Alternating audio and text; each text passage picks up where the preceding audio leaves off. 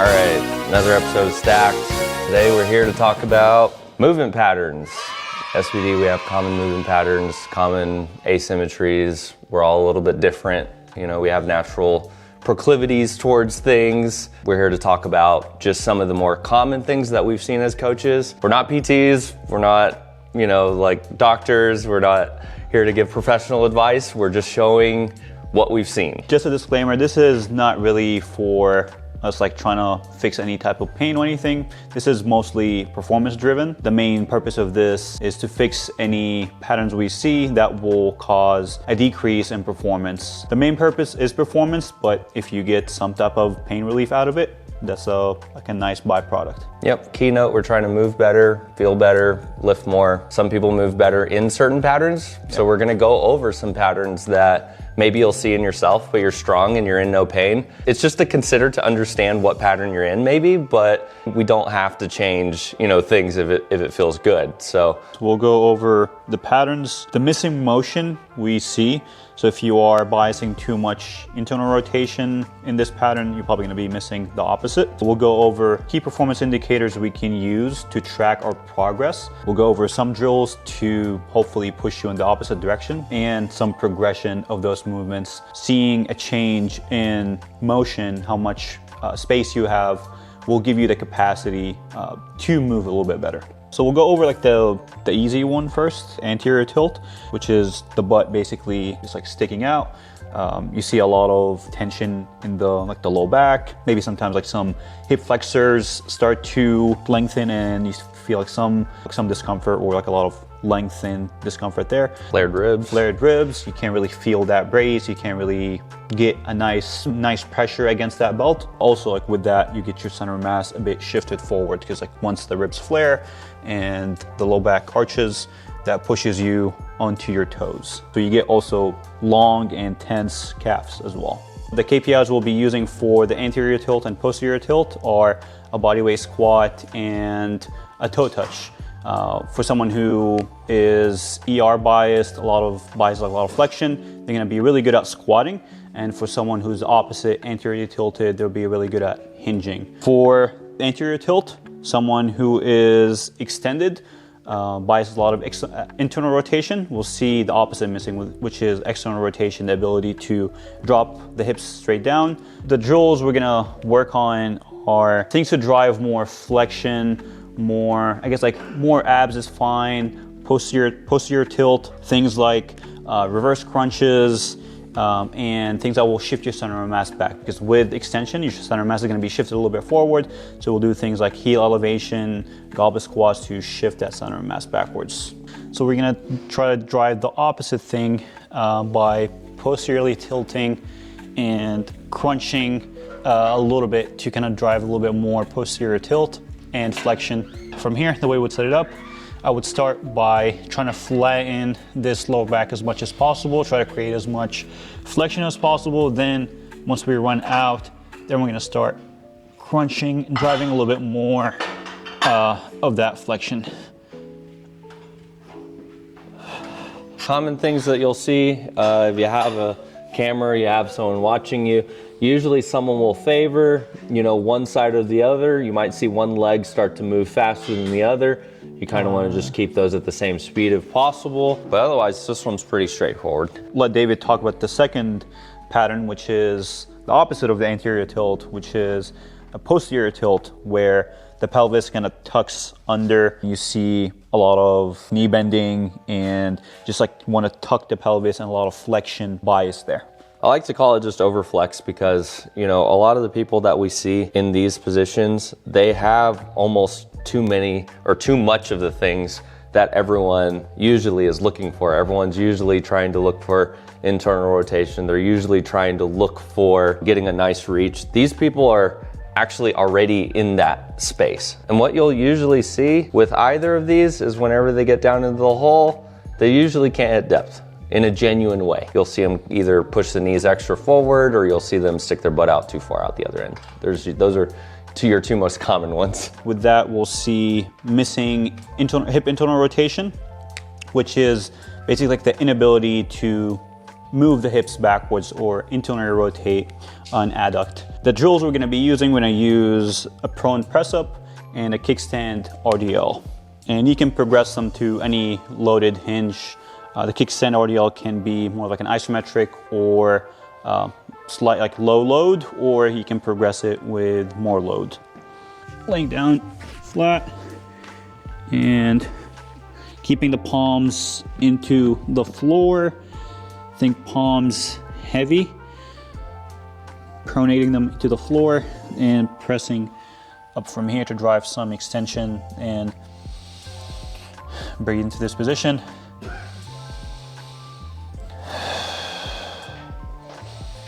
So we're trying to flare the ribs, actually drive a little bit of retraction and extension at the low back.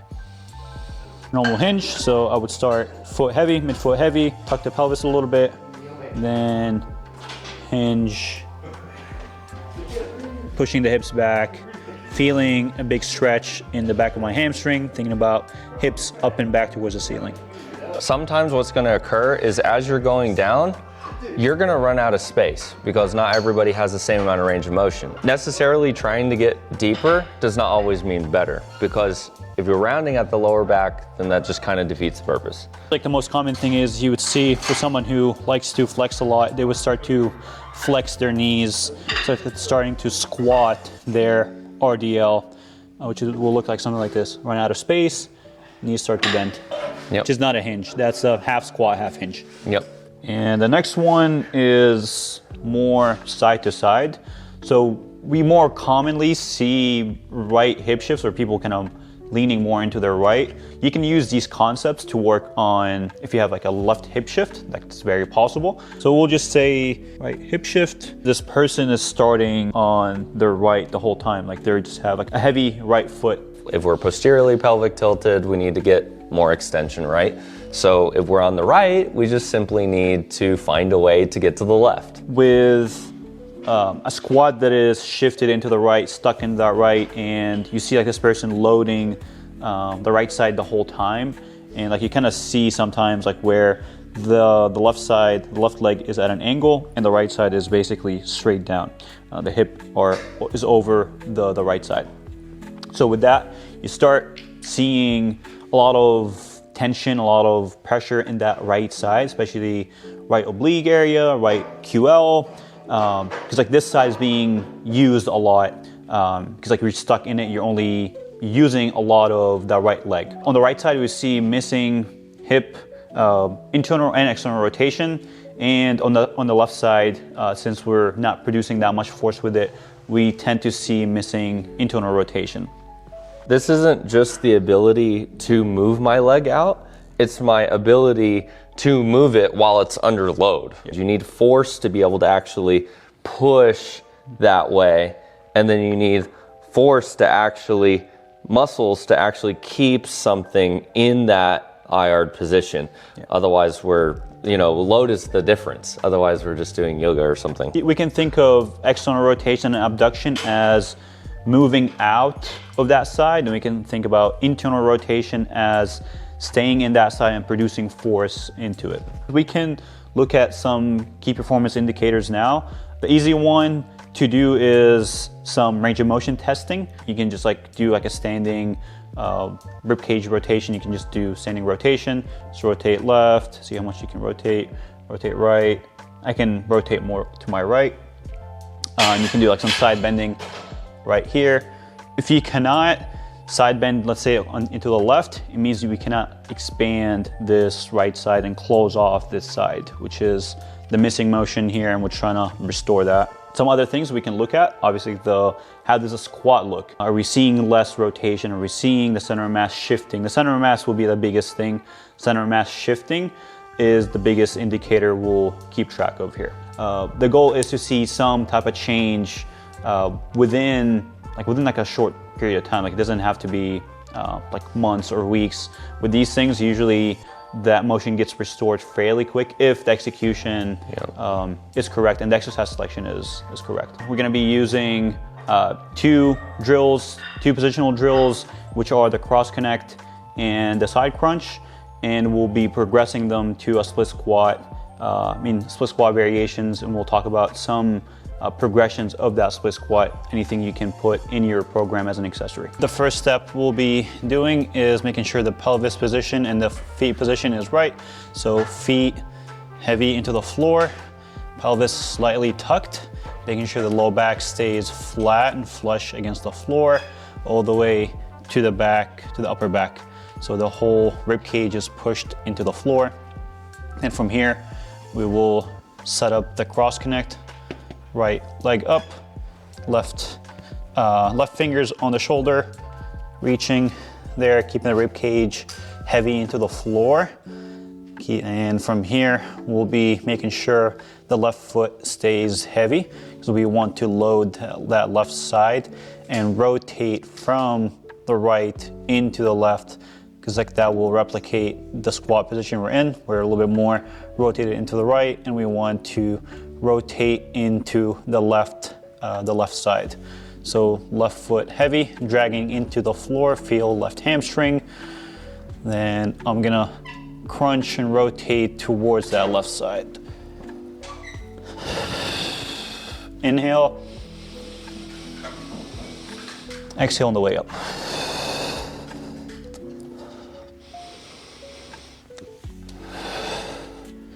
And the biggest thing here is to feel that low back heavy and tucked into the floor. We don't want to get into an arched position, and we want to drive this rotation and heavy left foot, using that left hamstring to tuck the pelvis a little bit under us. So biggest thing, really make sure that that heel and that full foot is on there. Make sure that the hamstring is activated, or just at least tensed and able to keep that low back flat on the floor. And the next one will be targeted towards the people who kind of side bend more into one side, specifically the right side, let's say. The cross connect is more a ribcage rotation. We're trying to open up this right oblique area and close off this left side and kind of side bend into this left side a little bit. So we're gonna use the same block, same side. Here, same cueing, keeping the rib cage back, crunching into that left side. You'll feel a lot of left side abs working here. Rib cage back, pelvis tucked, and breathe into this position.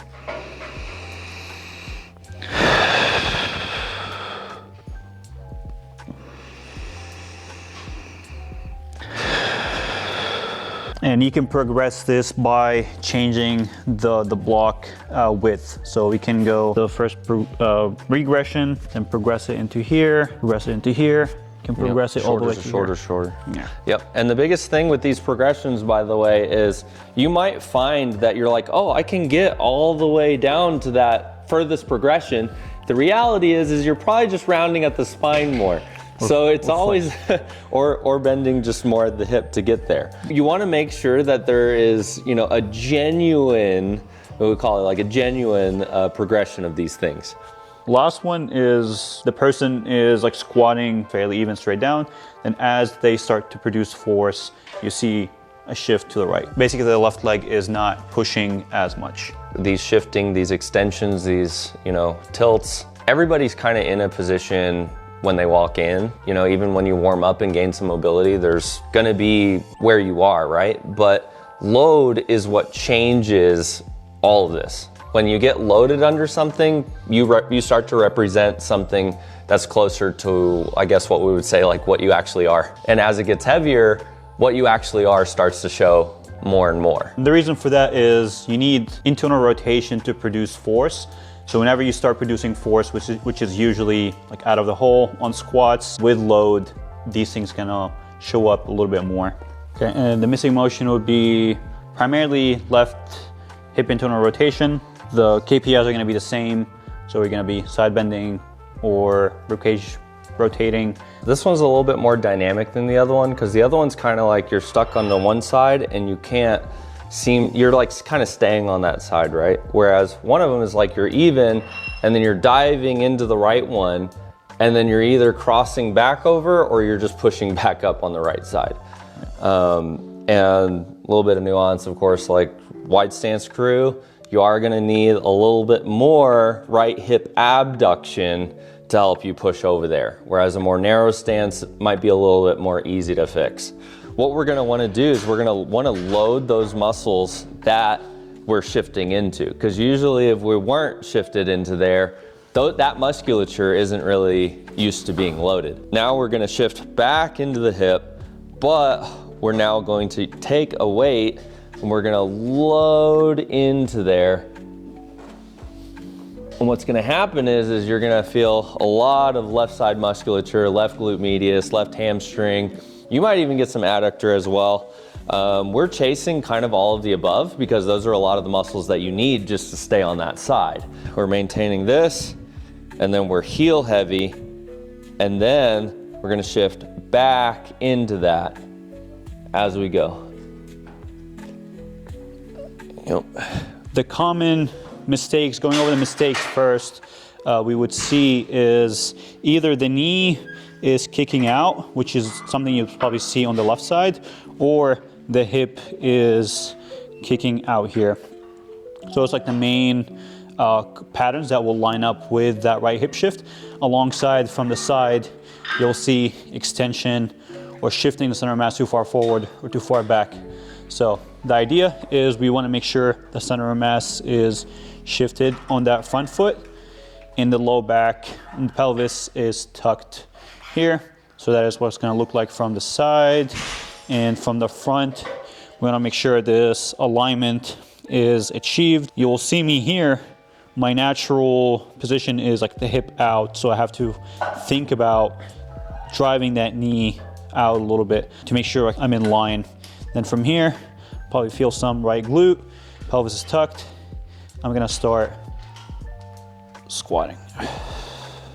And the important part about that standing left hip shift is just to make sure that you're able to stay heavy on that side, because if we're over here, we don't have the ability to get over here. Like we might be standing over here, but we're still shifted to the right.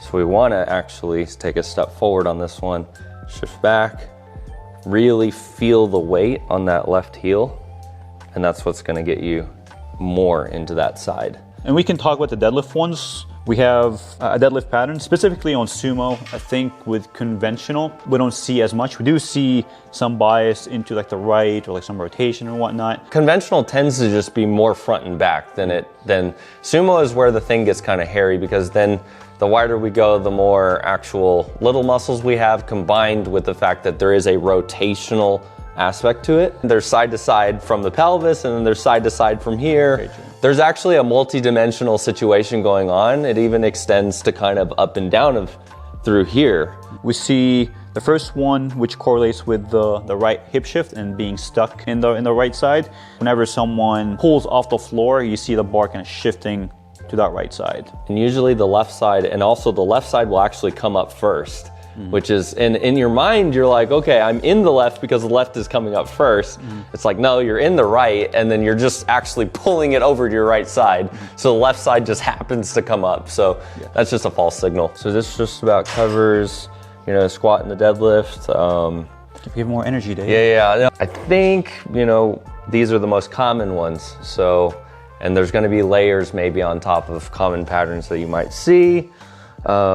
These are gonna kind of give you somewhere to start. The biggest thing to mention here is look at the orientation of where you are. So if you think you have like a right hip shift, but the rib cage is doing something, maybe like rotated left or right, it'll be a good idea to do things to kind of rotate that rib cage in the opposite direction. See which pattern you're in. Maybe like if you're rotated right, okay, let's do the opposite. And you're gonna see different combinations, but hopefully with this framework, you have an idea of how to address each structure separately. Then once you address each structure, you'll get a final result of being a little bit more even, hopefully. Like, comment, subscribe, and listen to our podcast. Yeah.